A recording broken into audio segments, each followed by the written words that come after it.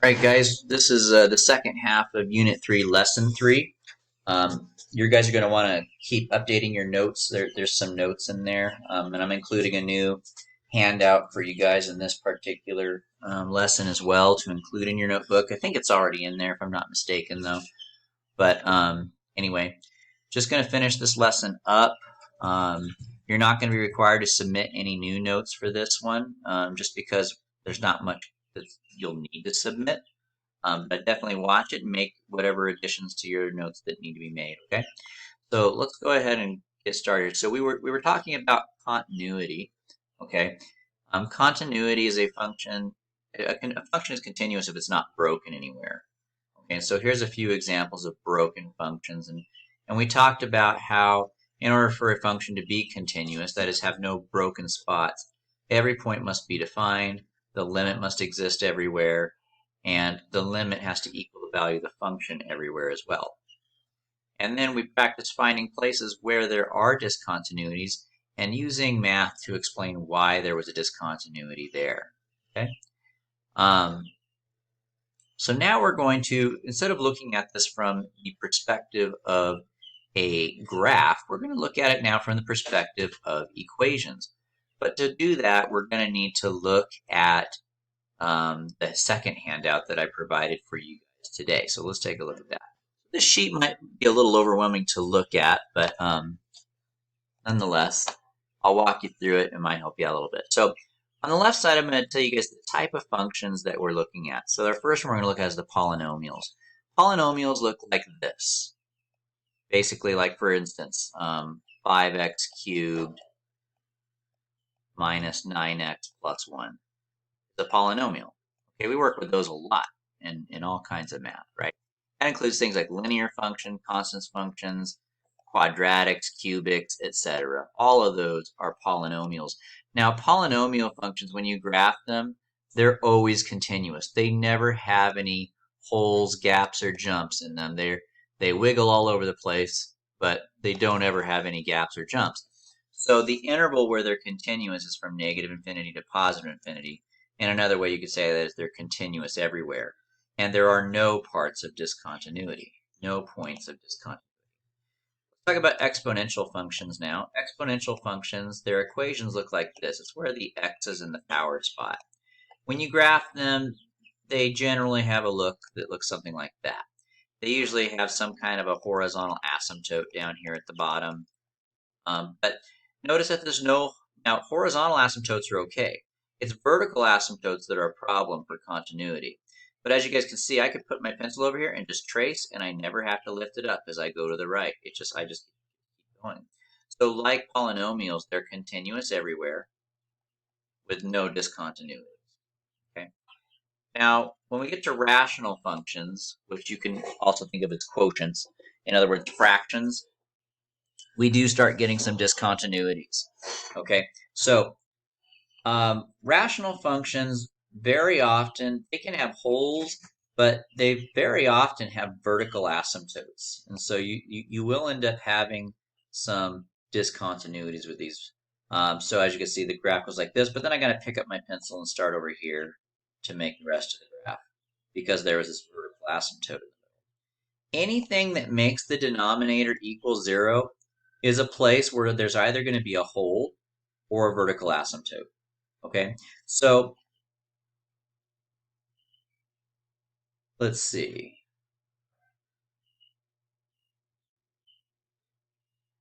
If wherever the denominator, let's talk about discount. I'm sorry, I was reading my own writing. I was a little broken in my brain for a minute there, but anyway, back to this. So let's talk about where it's discontinuous first. The function is going to be discontinuous anywhere where the denominator equals 0. Okay, and so where is the function going to be continuous at? Well, let's say that c is the x value that when you plug it in makes the denominator equal 0.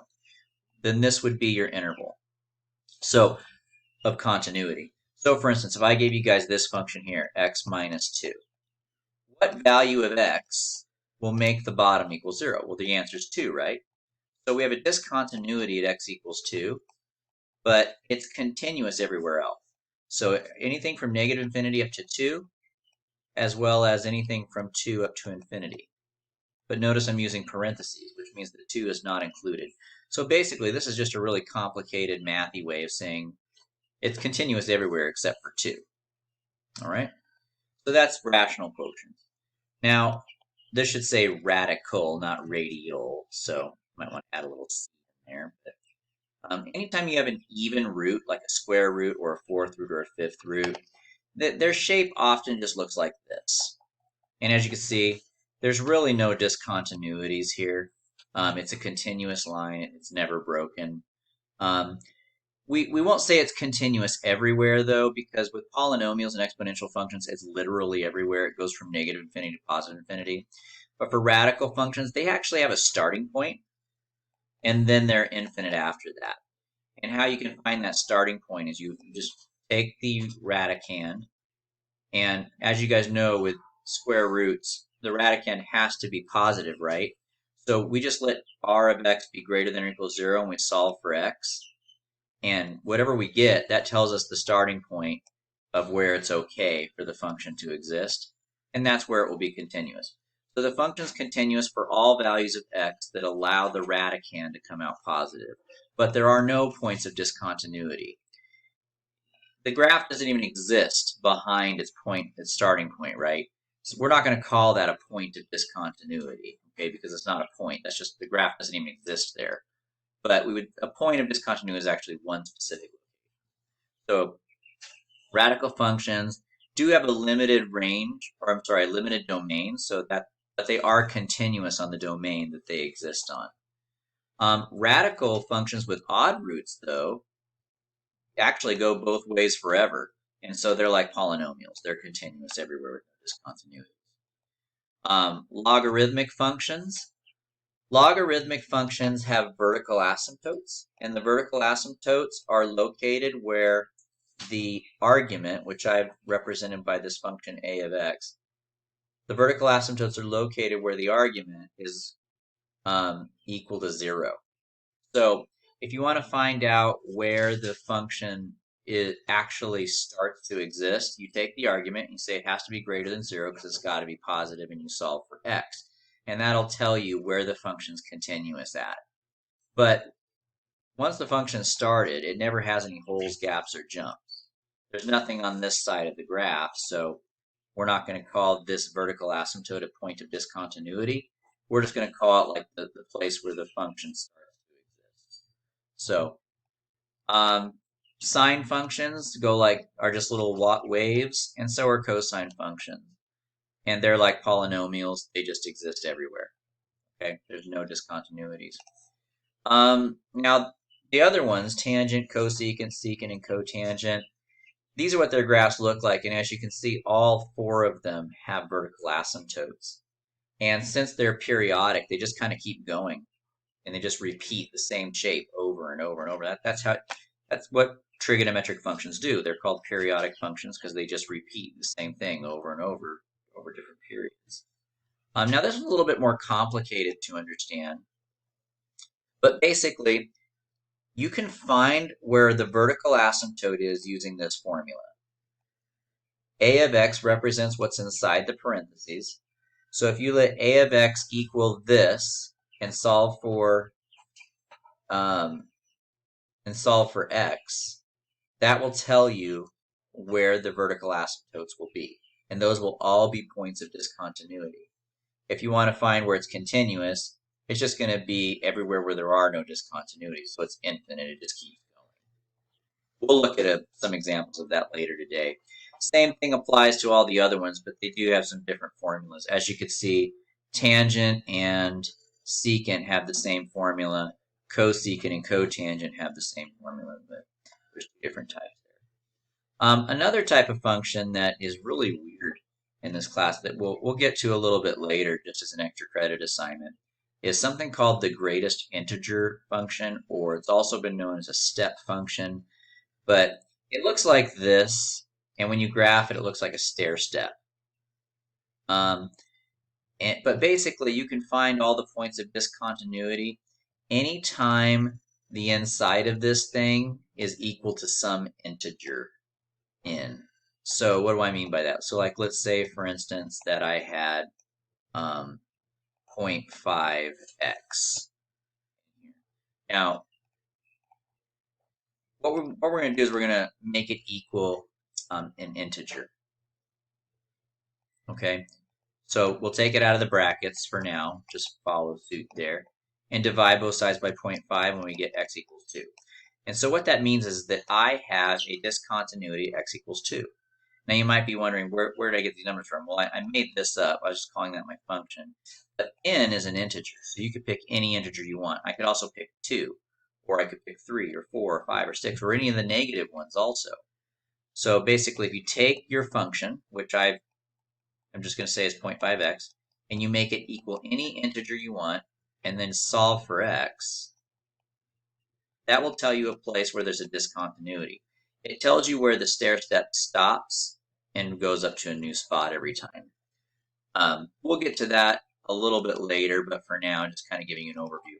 But as you guys can see, in this table, Cn represents a point where the continuity ends, and n represents an integer. So that is the continuity of common functions handout I've given you and how to read it. This is going to be very useful for today's lesson, and we're going to keep coming back to it repeatedly. So let's go back to our notes now, and let's do example 2. So as you guys can see here, I've got 4 problems, and in all 4 of these problems, we're going to identify what type of function it is. We're going to find where it's discontinuous, and then we're going to describe where it is continuous. Okay, so let's go ahead and start off then with number 1. So let's look at that. I've got something on the top, I've got something on the bottom. Let's go look at our list here of different types of functions. Smaller so it's on the screen.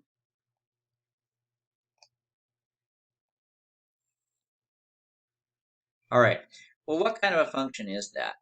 Is it a polynomial? No. Is it an exponential? No. Is it a rational? Yes. This is a rational function. So we have our answer to our first question there. It's a rational function.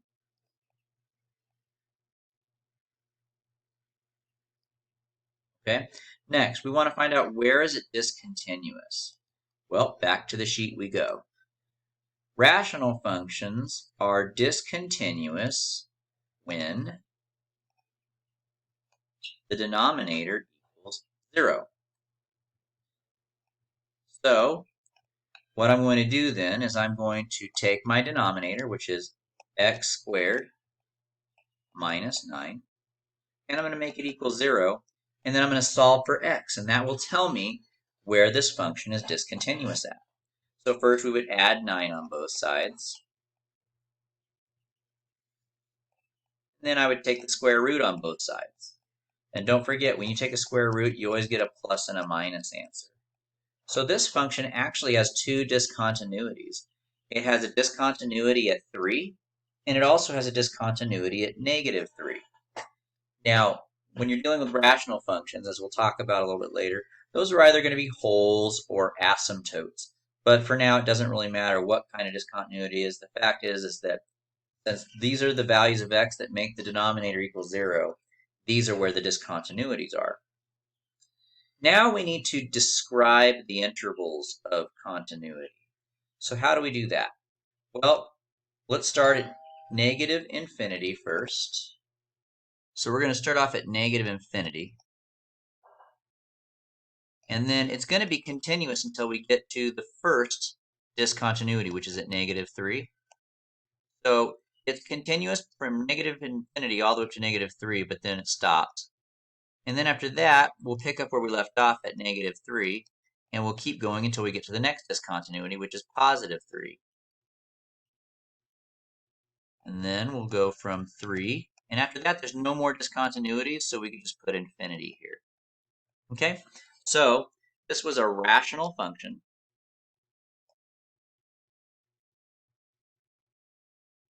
It had discontinuities at 3 and -3 because those are the values that made the denominator equal to 0. And since I know those discontinuities, now I can write out what the intervals of continuity are. Okay, so let me do numbers 2 and 3. I'm going to wait on 4 because that one's a little bit trickier, but we'll do 2 and 3 next. And then I'll let you guys practice a little bit after I finish 1 and 3. Well, let's go ahead and take a look now at number 2. Number 2, what kind of a function is that? I've got a root here symbol with a 3. So let's go back to our little sheet here. It's not a polynomial, it's not an exponential, it's not a rational. It is a radical, but it's not an even root. It's a radical with an odd root. Okay, cool. So we can write that down now. It's a radical function. Now we want to know where is it discontinuous. So let's go back to our sheet. Radical functions with odd roots. Oh, they don't have any discontinuities. So we're going to say there are none. It doesn't apply. There are no discontinuities for radical functions. So where is it continuous at? Let's go back to our sheet. Radical functions with odd roots are continuous everywhere. So we don't have to do any math on that. The answer is it's continuous everywhere. That means no matter what value of x you pick, there will never be any holes, gaps, or jumps anywhere in this function. So radical functions, and I should put odd root. Radical functions with an odd root don't have discontinuities and they're continuous everywhere. Now this is a good time to talk about something like, so why do we do this? Why are we trying to figure this out? Well, like I said in the last half of the lesson, continuity is very important. Every theorem that we use in calculus, almost every theorem requires the function to be continuous. So you can only apply a lot of our math or a lot of our calculus theorems to functions when they are continuous. So it's very important you know where they're continuous and where they're not, because where they're not, you will not be able to apply the theorems, and if you do, you'll actually end up with a wrong answer. So it's important to know where functions are continuous. Let's do one more problem here, number 3. Number 3 is a square root problem. So that is another radical problem, but this time we have an even root because it's a square root. Now let's go back to our little cheat sheet here and see where are the discontinuities for radical roots, the radical functions that have even roots. Well, there are no points of discontinuity, so once again we're going to say none. But in this case, we're not going to say that it's continuous everywhere. Even though there's no holes, gaps, or jumps in this function doesn't exist everywhere. So we could tell that by looking at our little sheet here. As you can see, let me bring it up again. Radical functions, they only exist for all x for which r of x is greater than 0. And r of x represents whatever's underneath of the radical there. So we need to come back over here, and to find out where it's continuous, what we're going to do is we're going to take the radicand, and we're going to say, okay, the radicand has to be greater than or equal to 0. And then I'm going to solve for x. So this function is continuous for all x greater than or equal to -4. Anything less than -4, the function doesn't even exist anymore. And if you were to graph this function, it would look something like this. You don't have to graph it, but I'll just show this to you. If you graphed this function, it would look something like this. So as you guys can see, there's no holes, gaps, or jumps in the line, but the graph starts right here. There's nothing over here on the left side. So there's no points of discontinuity, but it's continuous from -4 on up into infinity. So you can write your answer like this, that's fine. If you wanted to write it in the parenthesis notation style, it starts at -4 and it ends at infinity. And as a matter of fact, 4 is included because it can equal 0, so we can actually put a bracket here. But like I said, this method is fine. You could write it either way. Okay, so I'm going to stop there. You guys I'm going to give you a couple problems to do where you have to tell me what kind of function it is. You have to identify where the discontinuities are, and then you have to describe the intervals of continuity. We're going to wait on the trig ones because the trig ones are slightly trickier. All right, so I'm going to ask you guys to do numbers 1 through 3. Okay, So pause the video here, and when you unpause it, you'll see the solution. Oh, well, actually, let me give you guys a little hint for this one. For this one, you're going to need to factor it first, and then to find where it's discontinuous, you'll set each piece equal to 0. Another way you could solve this one is you can use quadratic formula, which is kind of a pain in the butt, honestly. I think it's easier to factor and set each piece equal to 0. But go ahead and do the best you can with these, and then when you unpause it, I will show the solution. And here's our solutions, you guys. So for number 1, that was a rational function. And if we set the denominator equal to 0, this is supposed to be a 3. You factor it, as I told you. If you factor this, you get x plus 2 times x plus 1. If you don't know how to do that, I will explain it to you when I'm done going over all 3 of these. But there's the factoring. Then you set each factor equal to 0. X plus 2 equals 0 and x plus 1 equals 0, and solve both. And those are your 2 points of discontinuity. And so if those are your 2 points of discontinuity, there's your interval of continuity. So it would go from negative infinity up to negative 2. And it would go from negative 2 up to negative 1. And then it's going to go from negative 1 up to infinity. Okay. Number 2 was an exponential function. They don't have any discontinuities, and they're continuous everywhere. Number 3 was a logarithmic function, which also has no points of discontinuity, but they're not continuous everywhere because they don't exist everywhere. They start at a vertical asymptote, and you can find that by taking the part inside the log, which in this case was the 3x minus 2, making it greater than 0, and solving for x. So if you solve for x here, you would end up with x is greater than 2/3. So the function is continuous for all x greater than 2/3. Another way you could have written this is as not bracket, but you can use parentheses. Now the reason why we would use parentheses is because, like I said, it starts at a vertical asymptote. So the graph doesn't actually equal 2/3. 2/3 is like the imaginary boundary line it can't cross. So we'll put 2/3 as a starting point that it can't touch. Okay. And that's logarithmic functions, exponentials, rationals, polynomials. We've done a whole grip of them. Now let's talk about this though really quick. How do you factor a polynomial? If you guys don't remember that, I'm going to demonstrate that for you here.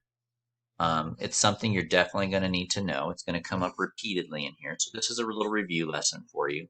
So if you don't know how to factor that, let me review that with you now. Okay. The way that you factor is you take the first term and you put it in the top left corner of a 2 by 2 square. And you take the last number and you put it in the bottom right corner of a 2 by 2 square. And what you do is you look for 2 numbers that multiply to make that number. So what do you multiply together and make x squared? Well, that would be x times x, right? So you're going to put one of those factors here and one of those factors here. Then you're going to do the same thing with the 2. What times what makes 2? Well, that would be 2 times 1. And then you complete the box.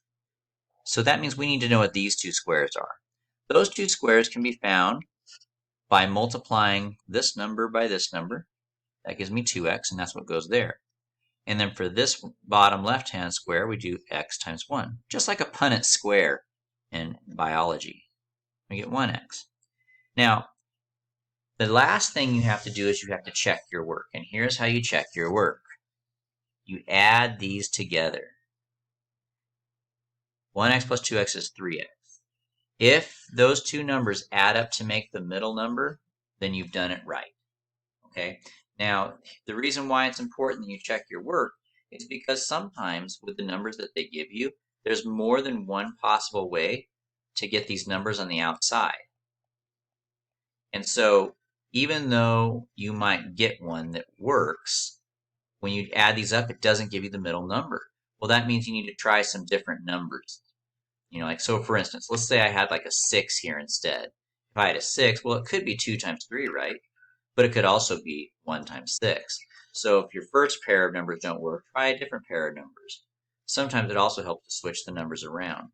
But the point is that you're looking for 2 numbers that multiply to make x squared, 2 numbers that multiply together to make 2, and then when you FOIL it out, you should end up with something that makes the middle by adding them together. Okay, and so the final result is this top piece and this bottom piece.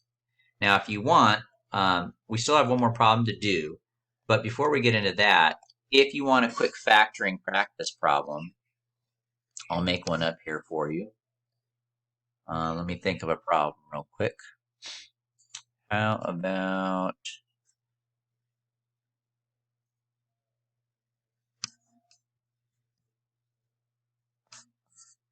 that one? So see if you guys can factor it. Pause the video, and if you don't want to practice this because you know how to do it, that's awesome. You can just skip the part. But for those of you guys that do want to practice factoring a little bit, I would encourage you to pause the video here and give it a try. Like I said, this is something you guys are going to need to know how to do. It's going to come up again later on. Just a basic Algebra 1 skill, but easily forgotten. Pause the video here, and when you unpause it, you'll see the solution. All right, so here's the solution. X squared goes here, 12 goes here. Now, x squared has only one possibility. It's got to be x times x. But that 12 is a sticky issue. It could be 1 times 12, or it could be 2 times 6, or it could be 3 times 4. Just remember, though, we're trying to get this middle number. The correct choice would have been 3 and 4, because x times 3 gives me 3x, and 4 times x gives me 4x. When I add these together, I get 7. So the correct factorization would be this. All right, and like I said, that's going to come in pretty handy at many points in this class. So let's go back. The last one we're going to look at here is number 4, and it's a trig function. I'm going to let you guys do the sine function, and I'm going to handle the tangent function. So here we go. Let's do the tangent function. Well, obviously this is a tangent function. That doesn't really take much to recognize that. The function itself tells you what it is. All right, let's go ahead and take a look at our little sheet, though. All right, I'm going to change it to the word tangent. That's what I should have put there. But anyway, let's go to our little sheet here and see where is tangent discontinuous. All right, so we're going to find the tangent function. There it is, tangent. And it tells us it's discontinuous for all x for which pi over 2, well, I said that wrong. It's discontinuous for all x for which a of x, which is the part inside the tangent, for which a of x is equal to pi over 2 plus n pi, where n is just some random integer like 1, 2, 3, 4, 5, or -1, -2, -3, -4. So let's go ahead and see how the heck do we work with that situation. So my a of x in this case is pi x. So I'm going to write pi x is equal to pi over 2 plus n pi. Okay? Now, I'm going to solve for x. So what I'm going to do then is I'm going to divide both sides by pi. So I'm going to put divided by pi, and divided by pi. So here the pi cancels, here the pi cancels, and here the pi cancels. Let's see what we're left with there.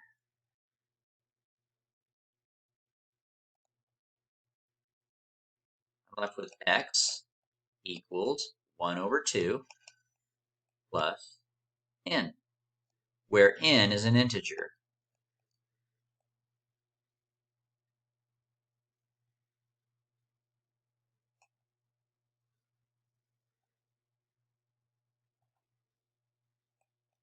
So in other words, I'm writing this in the wrong space, by the way, you guys. This is the answer. Let me circle this. This is where the discontinuities are.